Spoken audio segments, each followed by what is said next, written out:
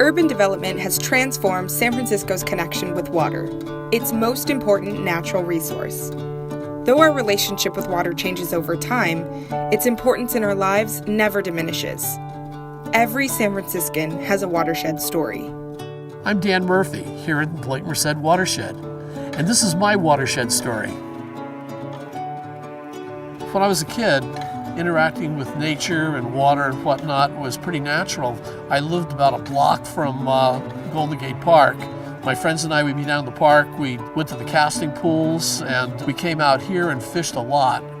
Right here along the concrete bridge at all four corners there were beaches, and it was just loaded with fishermen, particularly early in the season.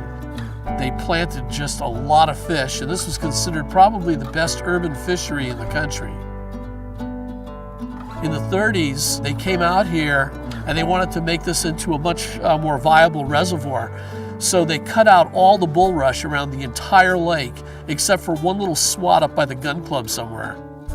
And my father, who was a greenskeeper, used to go nuts with the coots, because coots would come up and they'd defecate on the golf course and make it really slippery, foul people's golf balls, and they were going nuts. And you know, in the 50s, there were no environmental regulations to speak of, so they'd go out and they'd kill them any way they could. He brought several coot breasts home for dinner, and my mother cooked them, and I never saw my parents actually fight, but I know words were exchanged because we never saw those things again. They tasted just like dirt. And they don't come up on the golf course anymore because now there's bulrushes like there are around here, and the coots won't fly over them to get to the grass. In college, I used to run around the lake for cross-country and track practice. After my legs broke from running stress problems, I started birding, and this was a real natural place to come.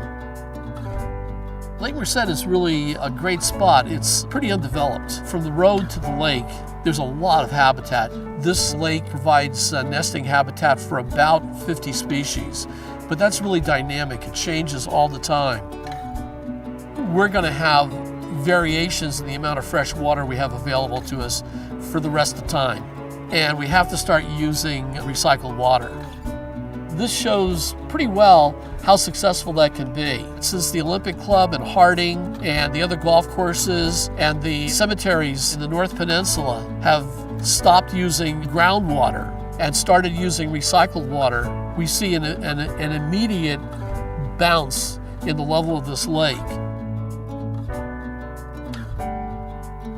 Discover your watershed today.